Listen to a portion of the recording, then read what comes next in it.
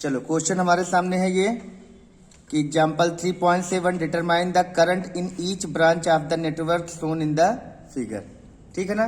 तो हम ध्यान देंगे ये पूरा हमारा जो नेटवर्क है करंट का डिस्ट्रीब्यूशन ऑलरेडी इसमें दिया हुआ है। ठीक है ना। करंट का डिस्ट्रीब्यूशन दिया हुआ है। अब एक तरीका ये है कि हम इसी में समझ लें, दूसरा तरीका है कि हम इसको पेपर में बनाएं। ठीक। तो हम क्या करेंगे कि पेंसिल लेंगे और ध्यान से देखेंगे कि इनमें क्या क्या चीजें हो रही हैं। हर करंट का यहाँ वैल्यू हमें फाइंड आउट करना है। ठीक। ठीक है। तो चलो, तो देखो ये करंट यहां से इन्होंने क्या निकाला है I1। अभी हम इन्हीं के नेटवर्क पे काम करेंगे। ठीक। ये काम नहीं करेंगे कि अपना डिस्ट्रीब्यूशन करेंगे, ऑलरेडी डिस्ट्रीब्यूशन दिया है तो अपना दिमाग नहीं लगाएंगे। यहां से देखो I1 चली है तो ये पूरी एक ब्रांच है C से लेके A तक, तो यहां से यहां तक करंट I1 ही रहेगी। जब तक ब्रांच डिस्ट्रीब्यूट नहीं होगी तब तक करंट डिस्ट्रीब्यूट नहीं होगी। यहां पर I1 आई और यहां से देखो दो करंट इन्होंने निकाल दिया, ये एक जंक्शन बन गया A, इनकमिंग करंट I1 है तो और दो आउटगोइंग करंट है। तो एक करंट को इन्होंने I2 मान लिया है तो दूसरे को क्या मानेंगे I1 I2 उनमें से घट चली गई इधर तो बची कितनी I1 माइनस I2। ठीक है। तो ये जंक्शन ठीक हो गया। आने वाली कुल करंट बराबर जाने वाली कुल करंट, यही हमारा तरीका है। अब ये I2 यहां भाग रही है, I1 माइनस I2 यहां आ रही है। यहां पर भी दो ब्रांच मिल गई तो जंक्शन बन गया, यहां पर भी दो ब्रांच मिल रही है तो जंक्शन बन रहा है। ठीक।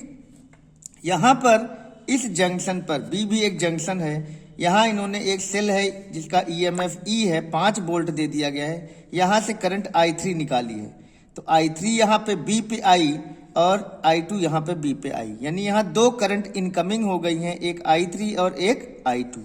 जब दो इनकमिंग है तो तीसरी निश्चित रूप से आउटगोइंग ही होगी। सारी करंट इनकमिंग नहीं होती, सारी करंट आउटगोइंग नहीं होती। तो ये I3 आई, ये I2 आई, दोनों जुड़कर ये 2 ओम में चली जाएगी। तो देखो 2 ओम की यहाँ करंट लिखी हुई है I2 प्लस I3। लेकिन ये यहां तक आई, यहां फिर इसको एक जंक्शन मिला, लेकिन तुमने पहले ही यहां बता दिया है कि इस ब्रांच में I1 करंट है, तो ये I1 है तो ये भी I1 है, यानी इस ब्रांच में हमारी कितनी जा रही है ये I1। अब यहां से आ कितनी रही थी I2 प्लस I3 और इसमें से I1 लेफ्ट चली गई तो बची कितनी I2 प्लस I3 में से I1 को सब्ट्रैक्ट कर दो तो ये लिखा हुआ है I2 plus I3 minus I1, ये यहां चली गई। ठीक। अब ये D जंक्शन है, हर जंक्शन को क्लियर करते चल रहे हैं। D पर ये करंट आ रही है I2 plus I3 minus I1, ये वाली ब्रांच से C से लेकर D तक में I2 plus I3 minus I1 है और ये I1 माइनस I2 ये भी आ रही है यहाँ पे। जब ये और ये जुड़ेगी तो माइनस I2 और प्लस I2 खत्म हो जाएगा, बचेगा क्या I3 माइनस I1 और ये भी तो बचेगा I1 और I1 ये माइनस में है, यहाँ प्लस में है तो प्लस I1 माइनस I1 खत्म, माइनस I2 प्लस I2 खत्म, क्या बचेगा I3। तो I3 यहाँ चला गया। तुम्हें यह भी पता है कि सेल से जितनी करंट निकलती है सेल के नेगेटिव टर्मिनल में उतनी ही करंट पहुंचती है। तो कुल मिला के ये हमारा जो हो गया डिस्ट्रीब्यूशन फाइनल हो गया। ठीक है ना। तो अब इसको बनाने की जरूरत नहीं है, तुम यहां से क्या करो, एक लूप बना लो। ये लूप को हम 1 कर देंगे, ऐसे 1 लिख दो, इस लूप को 2 लिख दो। सबको क्लॉकवाइज ही कर रहे हैं, क्या दिक्कत है ना। या इसको एंटी क्लॉक कर देते हैं। ठीक है। चलो ये 3, एक लूप 1 हो गया, एक लूप 2 हो गया, एक लूप 3 हो गया। ठीक है ना। अब हम क्या करेंगे कि लूप 1 के लिए हम KVL लगाएंगे, किरचॉफ फर्स्ट लॉ लगाएंगे। तो जरा देखेंगे कि कैसे इसको काम करना है। तो लूप फर्स्ट के लिए है ना, तो लूप फर्स्ट के लिए सभी लोग अपना वीडियो जूम कर लेंगे जब देखेंगे। तो लूप फर्स्ट के लिए हमें, लूप फर्स्ट के लिए जब जूम कर ये करना है, ये लूप बनाना है, तो कोई भी एक पॉइंट को पकड़ो और क्लॉकवाइज चलो। कोई भी एक पॉइंट पकड़ो, ए पकड़ो, बी पकड़ो, सी पकड़ो, ए पकड़ो, ये एक लूप 1 जो है वो ए बी सी ए, यही लूप है 1।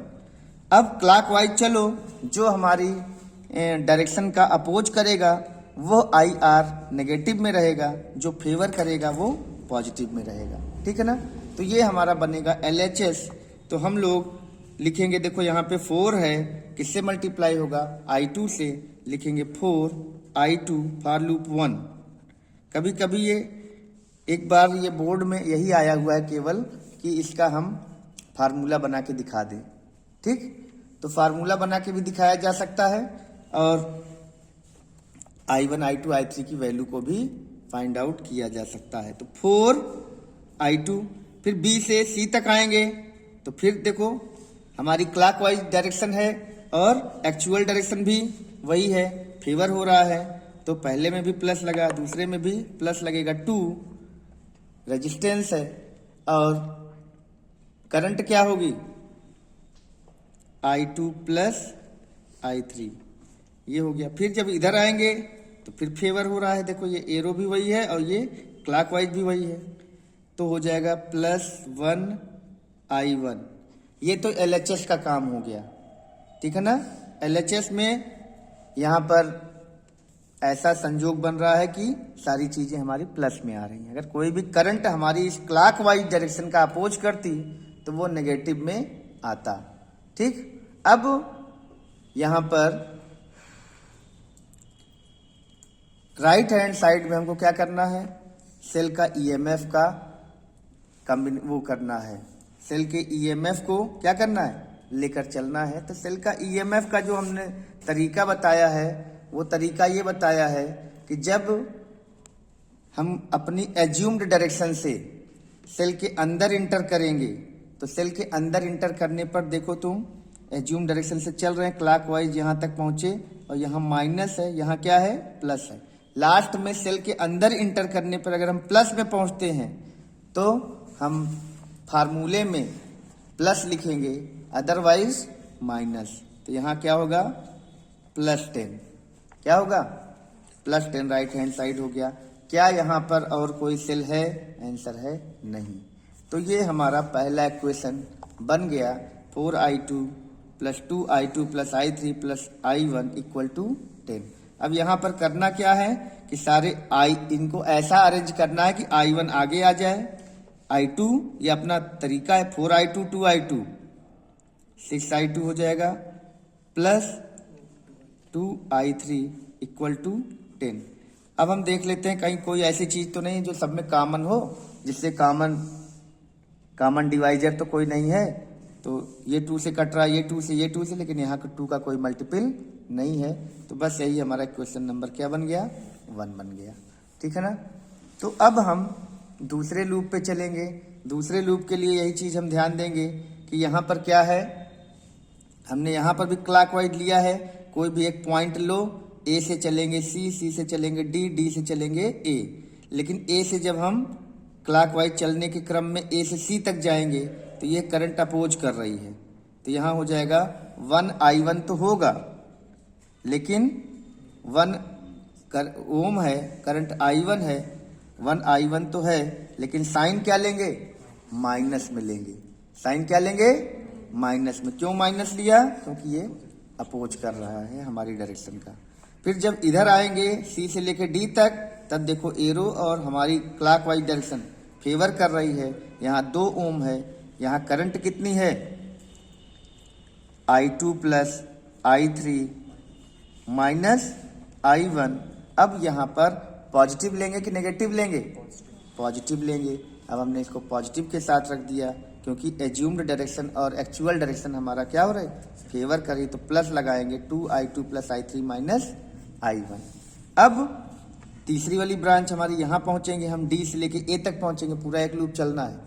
जब इधर चलेंगे तो देखो ये एरो ए से डी आ रही है और हम चलेंगे डी से ए, अपोज हो रहा है, तो फिर 4 × I1 - I2 रहेगा, लेकिन रहेगा क्या, ये माइनस में, 4I1 - I2। ये तो हो गया। अब ये हमारा फार्मूला तो चल गया, LHS तो हो गया।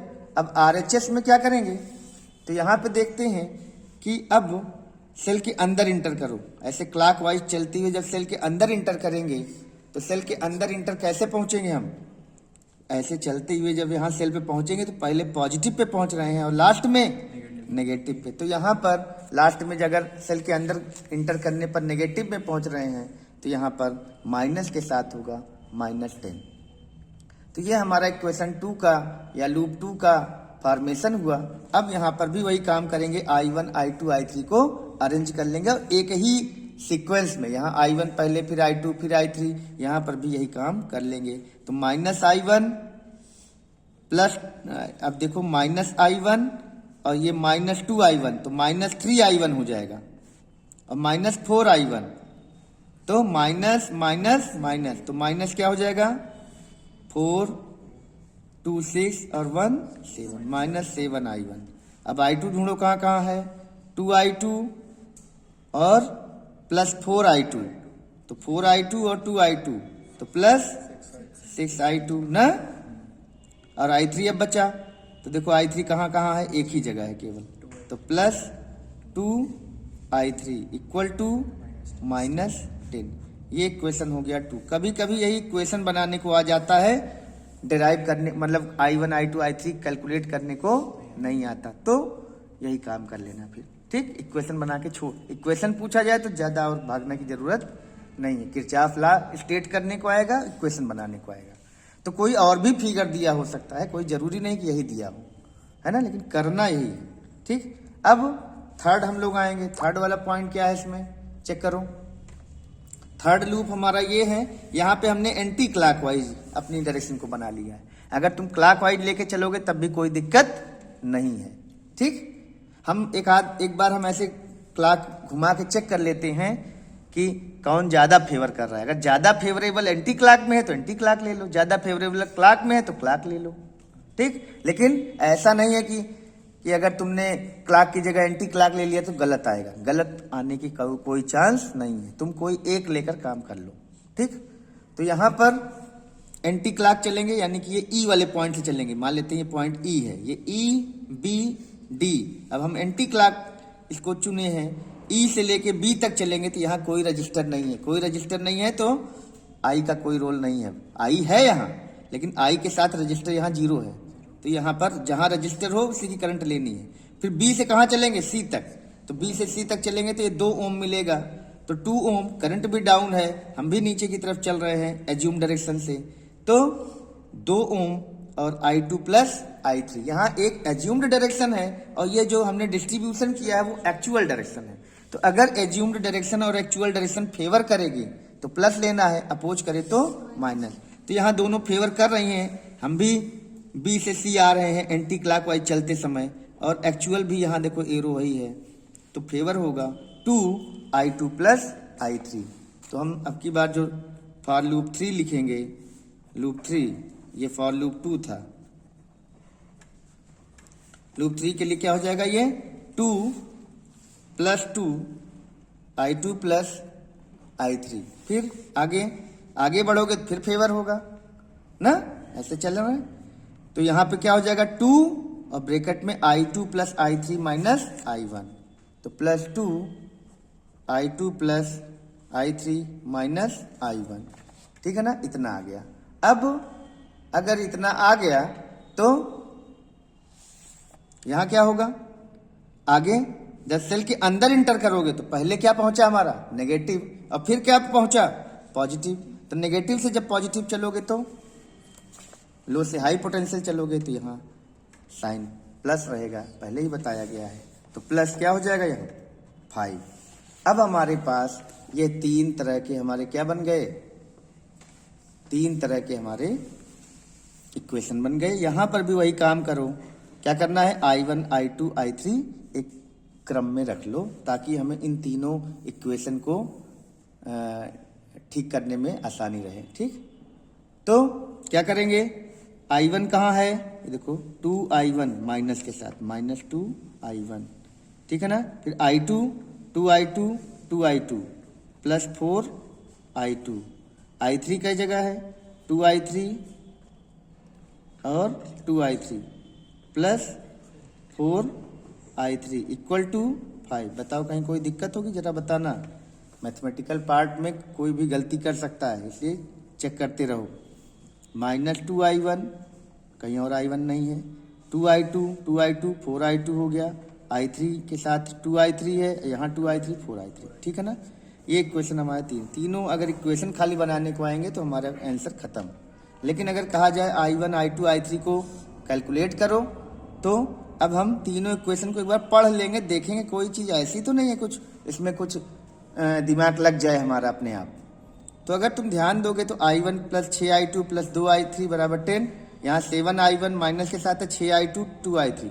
देखो ये टर्म दोनों यहाँ बराबर आ रहा है, तो थोड़ा जुगाड़ लग जाएगा। यहाँ इन दोनों को सब्ट्रैक्ट कर दो आपस में, तो यहाँ दो टर्म खत्म हो जाएंगे, ये भी खत्म हो जाएगा, ये भी खत्म हो जाएगा, तो केवल i1 वाला टर्म बचेगा। तो i1 तुरंत आ गया। तो एक काम अगर ये कर लोगे तो बहुत जल्दी हमारा हल हो जाएगा ये क्वेश्चन। तो हम क्या करते हैं, 1 - 2 कर देते हैं। 1 - 2 यहाँ पे अप्लाइंग लिख दो, अप्लाइंग 1 - 2। तो ये कट जाएगा माइनस माइनस और ये हो जाएगा प्लस।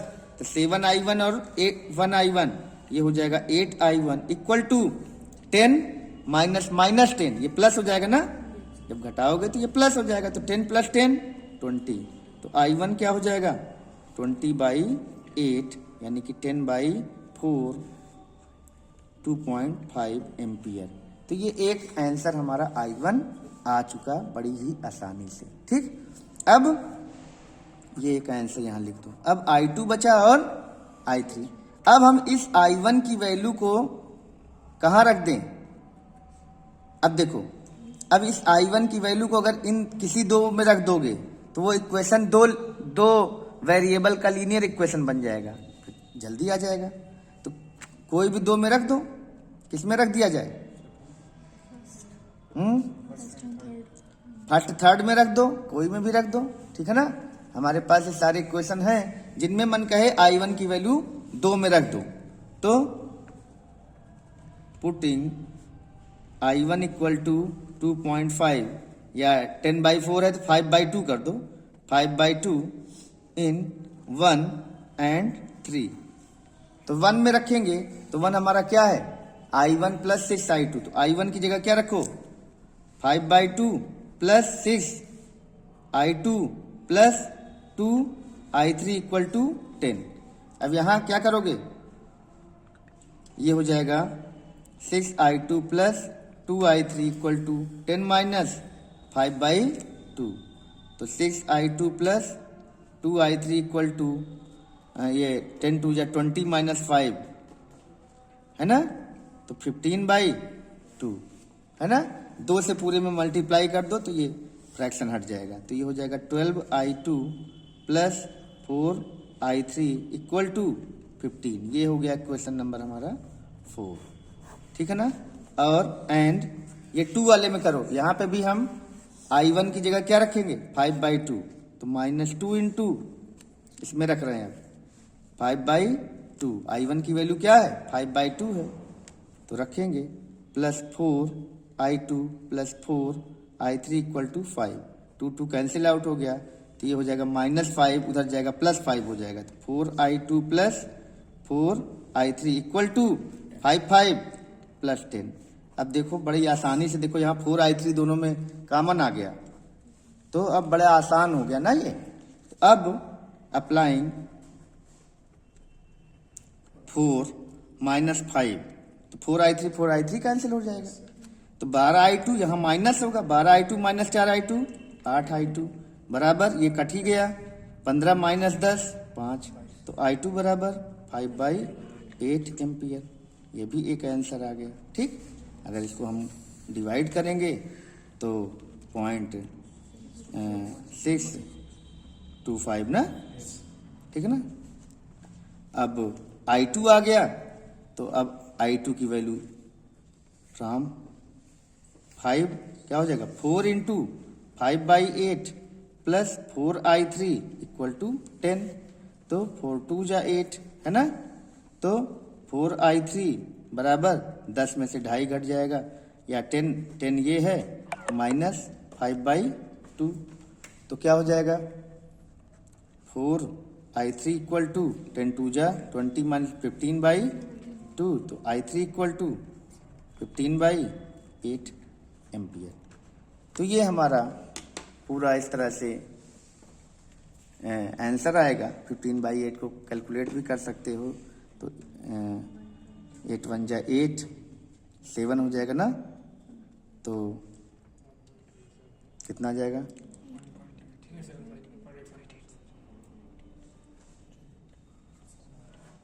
अब आ जाएगा ये जो भी आएगा, ठीक। तो आंसर चेक करते हैं। 15/8, 5/2 और 5/8 है ना। तो ये I1 I2 की वैल्यू आई, ध्यान देना ये। तो यहाँ देखो 5/8 आया है कहीं, है ना, 5/8 है ना, 15/8, ये 2.5 ये सब आया हुआ है।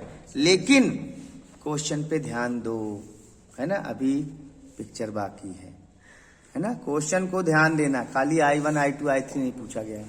क्वेश्चन को पढ़ोगे तो कह रहा है determine the current in each branch of the network. अभी हमारी केवल 3 करंट निकली है, एक I1 और एक यहाँ 3 वेरिएबल हमारे निकले हैं। अभी हर ब्रांच की करंट थोड़ी निकली है। अब यहाँ पहले ब्रांच पहचानो कि कौन कौन सी ब्रांच हैं। तो यहाँ ब्रांच कौन सी है अभी पहले बताओ। एक ब्रांच AB है, एक BC है, एक CA है, एक CD है, एक DA है, ठीक।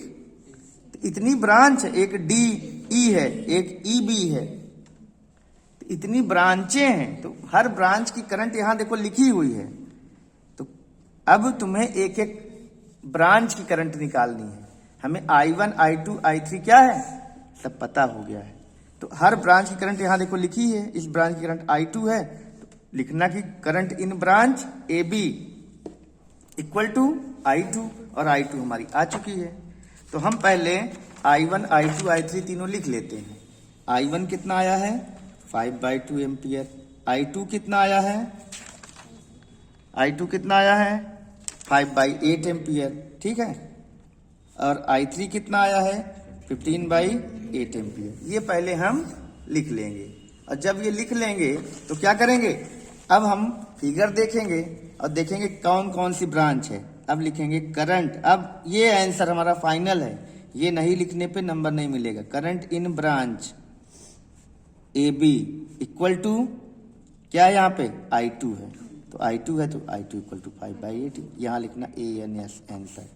अब करंट इन ब्रांच चलो BC क्या है I2 प्लस I3, तो I2 की वैल्यू 5/8 है, और ये 15/8, तो ये हो गई 20/8 यानी कि 10/4 एम्पियर, यानी कि 2.5 एम्पियर, है ना। ये काम हो गया। अब करंट इन ब्रांच CA है ना, CA क्या है, ये बराबर I1 है, तो I1 ऑलरेडी 5/2 एम्पियर है, ये भी आंसर हो गया, ये भी आंसर हो गया। करंट इन ब्रांच अब क्या है AB है, AB बराबर I1 माइनस I2, तो यहाँ साइन 1 को चेंज मत करना। I1 क्या है 5/2 माइनस I2 क्या है 5/8, एलसीएम क्या हो जाएगा 8, 2 4 जा 8, 4 5 जा 20 माइनस 5, ये हो गया 15/8 एम्पियर, ये भी एक आंसर हो गया। तो देखो कई ब्रांच है, 1 2 3 हो गया, 4 हो गया, है ना। ये वाला बचा भी ना, करंट इन ब्रांच CD क्या है I2 plus I3 minus I1, तो I2 प्लस I3 यानी 5/8 प्लस 15/8 माइनस 5/2, तो 15 5 20/8, तो 20/8 माइनस 5/2 है ना। तो 4 से काट दोगे तो ये 5/2 माइनस 5/2, ये तो 0 आ गया। तो चलो 0 आ गया तो आ गया, ठीक है ना। तो यहाँ पे ये 0 एम्पियर आएगा, किसमें, ये CD में, ठीक। और कोई ब्रांच EB में, करंट इन ब्रांच EB में I3 बराबर 15/8 ampere, current in branch DE, NCERT का क्वेश्चन है, सभी लोग देखेंगे, ये भी I3 हो गया, ये भी कितना हो जाएगा 15/8 एम्पियर। तो देखो कहीं 0 आया है ना, इसमें चेक कर लेते हैं, कहीं 0 है ना, कहाँ है, देखो ये देखो ब्रांच CD में क्या है, करंट 0 दी गई है, तो इसको ध्यान देना है, ठीक। तो सारा क्वेश्चन इस तरह से हमारा हल हो जाएगा। क्या हुआ? Current in branch A B, A D होगा। अच्छा, यहाँ पे कहीं हमने गलती लिखा है, ए डी जो है I1 माइनस I2 जो है ए डी है ना। ए बी तो पहले ही निकाल चुके हैं, ये ए डी है ना। Current in branch A D जो है वो I1 माइनस I2 है। तो इस तरह से ये पूरा क्वेश्चन हमारा हल हो गया। इसको ढंग से आप लोग देख के कर डालना, ठीक। और पीछे भी ये है, इस तरह से ध्यान रखना, ये पूरा लगा हुआ है, ठीक।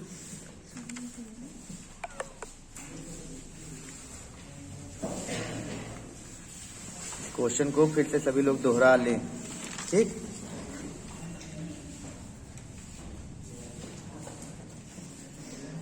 स्क्रीनशॉट ले लेंगे।